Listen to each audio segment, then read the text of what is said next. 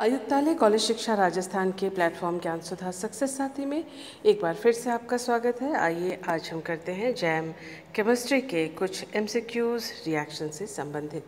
इससे पहले कि हम पहला क्वेश्चन करें, याद कर लेते हैं कि प्यूलिगॉन का ब्रोमिनेशन करें तो हमें ये प्रोडक्ट मिलता है, और साथ ही जब उसको मिथेनॉल, अल्कोहल और सोडियम मेथॉक्साइड के साथ यानी बेस के साथ रिएक्शन करवाते हैं तो फेवर्स की रिंग कॉन्ट्रैक्शन वाला संकुचन की तरह अभिक्रिया होती है। तो इस बात को हम ध्यान में रखते हुए आइए करते हैं हमारा पहला MCQ. Draw the structures A to E for the given transformation. ये प्यूलिगॉन हमको दिया हुआ है, ब्रोमिनेशन और बेस के साथ रिएक्शन, और लास्ट में है ओजोनोलिसिस। और इस तरह से हम इस रिएक्शन को देख लेते हैं कि प्रोडक्ट्स हमारे कौन कौन से हैं। ये हमने स्टार्ट किया, ब्रोमिनेशन हुआ, इस डबल बॉन्ड का 2 ब्रोमो एटम लगे तो A हमारा ये वाला प्रोडक्ट हुआ है।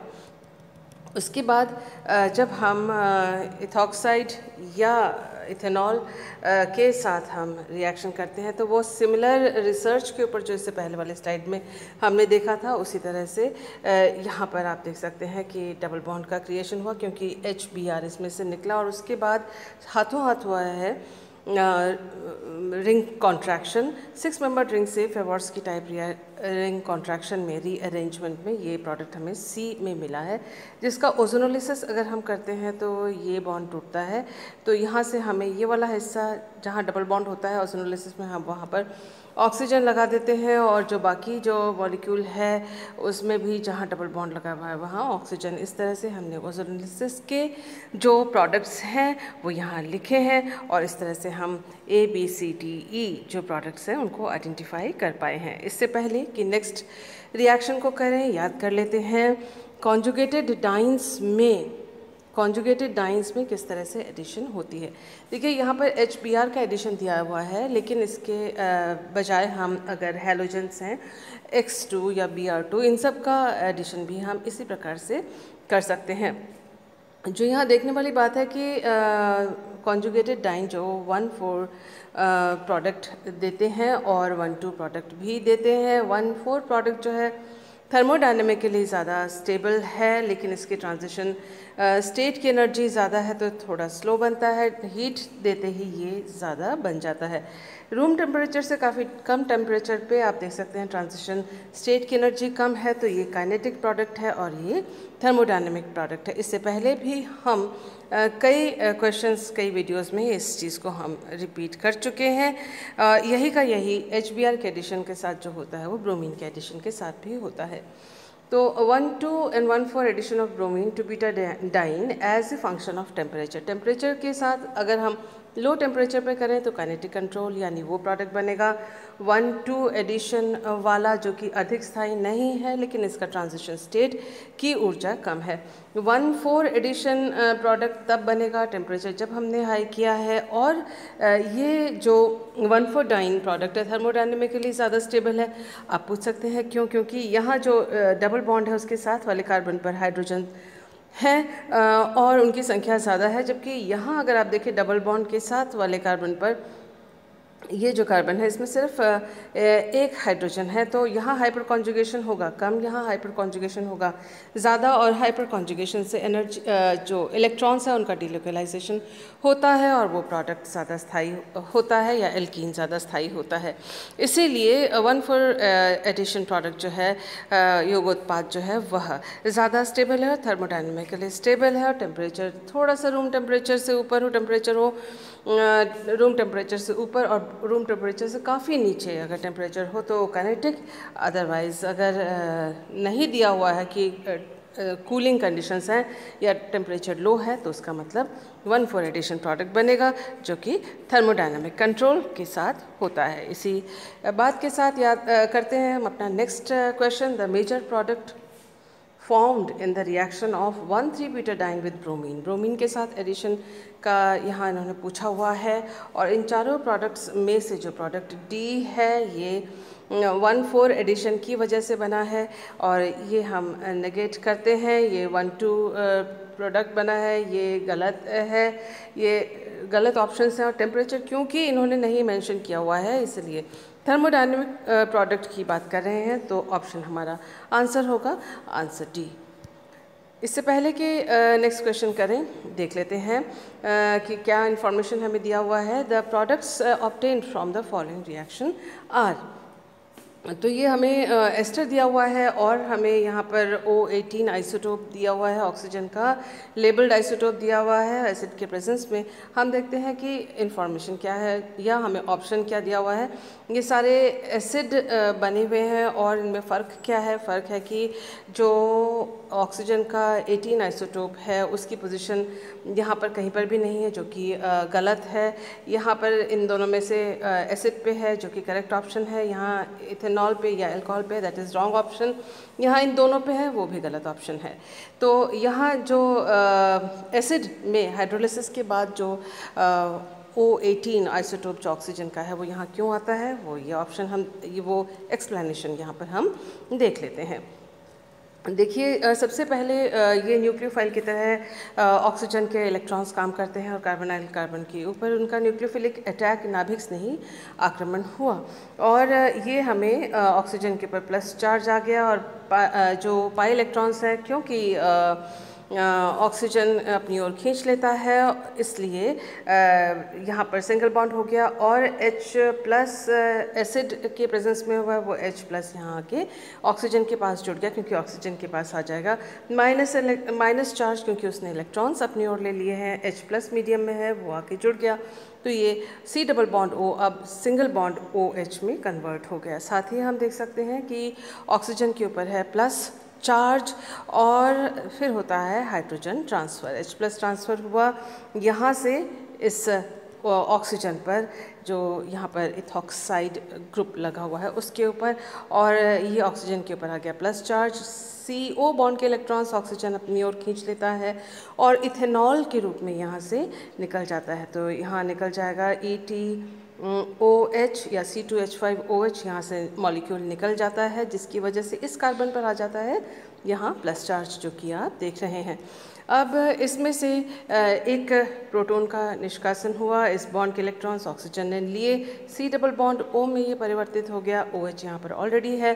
तो आप देख सकते हैं कि जो एसिड प्रोडक्ट है उसमें ऑक्सीजन 18 आइसोटोप जो है OH ग्रुप के साथ जुड़ा हुआ है, जिस वजह से हम कह सकते हैं कि ये ऑप्शन जो है करेक्ट ऑप्शन था। नेक्स्ट क्वेश्चन को देखते हैं। The major product of the reaction is. तो हमें ये बेंजीन रिंग दिया हुआ है, 2 सब्स्टिट्यूएंट्स इसके अंदर हैं, एक बड़ा आकार का है, उससे कम आकार का है। इसमें स्टेरिक हिंडरेंस है, इसमें त्रिविम बाधा कम है। हम देख सकते हैं कि जो CHO बॉन्ड है, CHO ग्रुप है, वो इलेक्ट्रॉन विदड्रॉइंग ग्रुप है, और स्टेरिक हिंडरेंस इसमें है। इलेक्ट्रॉन विदड्रॉइंग क्यों है? इलेक्ट्रॉन आकर्षी समूह है, क्योंकि इसमें C डबल बॉन्ड O है, ऑक्सीजन इलेक्ट्रॉन्स को खींचता है, और ये जो कार्बन है बंद के इलेक्ट्रॉन्स को अपनी ओर खींचता है। इस वजह से जो है जो रिंग है उसमें ऑर्थो और पैरा पोजीशन पे प्लस चार्ज क्रिएट हो जाता है, ये हमें मालूम है। इसके साथ ही हम देख सकते हैं कि दूसरा ग्रुप जो जुड़ा हुआ है वो ऑर्थो पैरा डायरेक्टिंग है, ये जो है मेटा डायरेक्टिंग है, ये ऑर्थो पैरा डायरेक्टिंग है।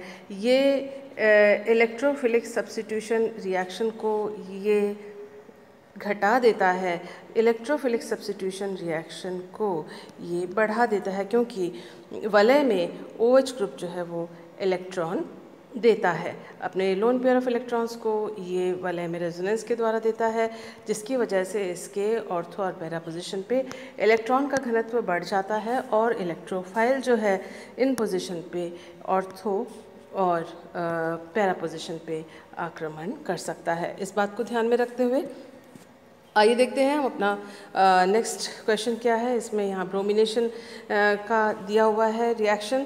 तो क्योंकि ये ऑर्थो पैरा डायरेक्टिंग है और इलेक्ट्रोफिलिक सब्स्टिट्यूशन है, तो वो इन तीनों पोजीशन में से एक पर जाएगा, क्योंकि यहाँ पर मोनोब्रोमिनेशन दिया हुआ है। इनमें यहाँ पर इसलिए नहीं जाएगा क्योंकि स्टेरिक हिंडरेंस द्रव्यम बाधा आती है। यहाँ इसलिए नहीं जाएगा क्योंकि इसमें भी इस बड़े ग्रुप के साथ में है, और साथ ही ये इलेक्ट्रॉन विदड्रॉइंग यानी इलेक्ट्रॉन आकर्षित समूह साथ में जुड़ा हुआ है। तो सबसे फेवरेबल पोजीशन होगा इस जगह पे, जो कि इलेक्ट्रॉन दाता समूह के साथ पास में है और यहाँ पर इस ग्रुप से, जो बड़े आकार का ग्रुप है, उससे दूर भी है। तो ऑप्शन हमारा आंसर जो है हमारा ये option number B is the correct answer. Next question को देखते हैं। यहाँ इन्होंने हमें active methylene compound acetoacetic ester दिया हुआ है और हमें दिया हुआ है ETONA सोडियम मेथॉक्साइड दिया हुआ है और हमको दिया हुआ है CH3Br। तो हम यहाँ पर ये Na है, पोजिशन इसका मिसप्रिंटिंग है, ये यहाँ पर Na है, सोडियम मेथॉक्साइड के साथ है। तो सोडियम मेथॉक्साइड का काम क्या है, बेस है, और ये सक्रिय मिथिलीन ग्रुप है, तो इसमें से एक हाइड्रोजन निकलेगा जैसा कि आप देख सकते हैं। और जब CH3Br का इसमें से रिएक्शन होगा तो ये जो Br है, क्योंकि यहाँ इसके साथ Na+ भी जुड़ा हुआ है, तो Na और Br आपस में निकल जाएंगे और CH3 जो है वो यहाँ जुड़ जाएगा, जो कि यहाँ पर आप देख सकते हैं। इसका जब हाइड्रोलिसिस किया तो फिर ये एसिड प्रोडक्ट के रूप में बन सकता है। इन सभी ऑप्शंस में जो दिया हुआ है, जो सबसे बेटर ऑप्शन है वो है एसिड का बनना इस तरह से। So this was the correct answer, option number B. Next question को करते हैं। ये भी एसिटोएसिटिक एस्टर की तरह ही एक एक्टिव मिथिलीन कंपाउंड है और यहाँ पर ग्रिग्नार्ड रिएजेंट दिया हुआ है ड्राई ईथर के साथ। हमें मालूम है ग्रिग्नार्ड रिएजेंट में जो मिथाइल ग्रुप है या कार्बन है उसके ऊपर माइनस चार्ज आता है और वो हाइड्रोजन को खींच लेता है। तो Me जो है यहाँ से इस एक्टिव मिथिलीन ग्रुप का हाइड्रोजन लेके निकल जाएगा और हमारे पास बचेगा यहाँ इस कार्बन पर माइनस चार्ज, और उसके बाद उसका प्रोटोनेशन करते हैं तो यही प्रोडक्ट वापस आ जाता है, जो कि इनिशियल सबस्ट्रेट हमारा था। तो आंसर यहाँ पर जो है ऑप्शन नंबर ए है। आइए देख लेते हैं कि किस प्रकार से है। ये यहाँ आप देख सकते हैं ग्रिग्नार्ड रिएजेंट का जो यहाँ कार्बन के ऊपर माइनस चार्ज है, उसने प्रोटॉन एब्स्ट्रैक्ट किया, खींच के बाहर निकाला, CH4 के रूप में बाहर निकल गया और यहाँ पर माइनस चार्ज उत्पन्न हुआ। प्रोटोनेशन से वापस हमें ओरिजिनल कंपाउंड प्राप्त हो गया। इससे पहले कि नेक्स्ट रिएक्शन को करते हैं, याद कर लेते हैं एक इंफॉर्मेशन हॉफमैन एलिमिनेशन का। हॉफमैन एलिमिनेशन के द्वारा जो क्वाटरनरी एमोनियम होते हैं वो चाहे हिंडर्ड हो या लेस हिंडर्ड बेस का इस्तेमाल किया जाए, मेजर प्रोडक्ट वही मिलेगा जिसमें कि एल्कीन कम प्रतिस्थापित हो। तो हॉफमैन एलिमिनेशन में क्वाटरनरी या 4 डिग्री जो एमोनियम सॉल्ट है उसका एलिमिनेशन विलोपन अभिक्रिया होती है और जिसकी वजह से alkene isomer having less substituted double bond, सबसे कम प्रतिस्थापित जो डबल बॉन्ड वाला जो एल्कीन है वो उत्पाद के रूप में प्राप्त होता है। तो ये आप देख सकते हैं कि ये क्यों हो रहा है। स्टीरियो सिलेक्टिव इस तरह से एक ही कम जगह जहाँ पर कम प्रतिस्थापित एल्कीन है उस दिशा से क्यों हो रहा है, आप देख सकते हैं कि ये 2 ऑप्शंस हैं। Beta carbon accumulates negative charge, जिसका अर्थ ये है कि आप अगर इसको ध्यान से देखें तो इस स्ट्रक्चर में 2 ऑप्शंस हैं कि हाइड्रोजन ये अल्फ़ा कार्बन है और ये बीटा कार्बन है और यहाँ पर भी बीटा कार्बन है। हाइड्रोजन यहाँ से भी निकल सकता है और इस बीटा जो हाइड्रोजन है वो भी निष्कासित हो सकता है, लेकिन यहाँ इस वाले कार्बन पर इलेक्ट्रॉन दाता समूह ये अल्काइल ग्रुप जुड़े हुए हैं। तो ये जो हाइड्रोजन है वह अगर इसको H+ के रूप में निकाला जाए तो इस कार्बन पर इलेक्ट्रॉन की कोई कमी होनी चाहिए जो कि पूरी हो रही है साथ वाले CH3 CH2 CH3 समूहों के द्वारा। लेकिन ये जो बीटा कार्बन है इसमें आगे इलेक्ट्रॉन दाता समूह कोई नहीं है। इलेक्ट्रॉन्स नाइट्रोजन जो है अपनी ओर खींच रहा है क्योंकि उसके ऊपर जो है प्लस चार्ज है। तो ये जो कार्बन हाइड्रोजन बॉन्ड है वो ज़्यादा वीक है, ये कार्बन हाइड्रोजन बॉन्ड कम वीक है क्योंकि इस कार्बन की कमी को पूरा करने के लिए यहाँ पर प्लस आई प्रभाव वाले समूह है, इसके इलेक्ट्रॉन की कमी को पूरा करने के लिए कोई समूह नहीं है। तो इसको बेस आसानी से निष्कासित कर सकता है और जिसकी वजह से जो माइनस चार्ज यहाँ उत्पन्न होता है, जो कार्बन के ऊपर माइनस चार्ज आ जाता है H प्लस के जाने के बाद, वो ज़्यादा स्टेबल यहाँ है न कि यहाँ, क्योंकि यहाँ अगर माइनस चार्ज आ जाता है तो इसको इलेक्ट्रॉन दाता समूह और इलेक्ट्रॉन देके उसको ज़्यादा अनस्टेबल कर देते हैं। तो इधर से इस बीटा हाइड्रोजन से जो कि कम प्रतिस्थापित है वहाँ से हाइड्रोजन जाएगा, जिसकी वजह से कम प्रतिस्थापित उत्पाद बनेगा, जो कि इधर से अगर एलिमिनेट होता है हाइड्रोजन तो ऐसी स्थिति यहाँ नहीं आएगी, क्योंकि यहाँ से जो बनने वाला जो C- है उसको अनस्टेबल कर देता है इलेक्ट्रॉन डोनेटिंग ग्रुप। तो इस वजह से अगर चार्ज की बात कहें, इलेक्ट्रॉनिक इफेक्ट की बात कहें, तो मेजर प्रोडक्ट वो बनेगा जो कि कम प्रतिस्थापित हो। अगर हम स्टीरियोकेमिस्ट्री की बात करें, ये देखिए नाइट्रोजन यहाँ पर दिया हुआ है और क्वाटरनरी नाइट्रोजन है, और उसी का हमने यहाँ पर न्यूमैन प्रोजेक्शन फार्मूला बनाया हुआ है। जो हाइड्रोजन जाएगा वो एंटी दिशा से जाना चाहिए। तो आप देख सकते हैं कि इस स्थिति में अगर उस कार्बन से निकले प्रोटॉन, जो कि अधिक प्रतिस्थापित कार्बन है, जिसमें एक इथाइल ग्रुप ये लगा हुआ है, और ये आप देख सकते हैं कि अगर इसका हमने न्यूमैन प्रोजेक्शन फार्मूला बनाया और बेस निकाल रहा है यहाँ से, तो गॉशे जो इंटरैक्शन है, यहाँ गॉशे इंटरैक्शन है वो ज़्यादा है।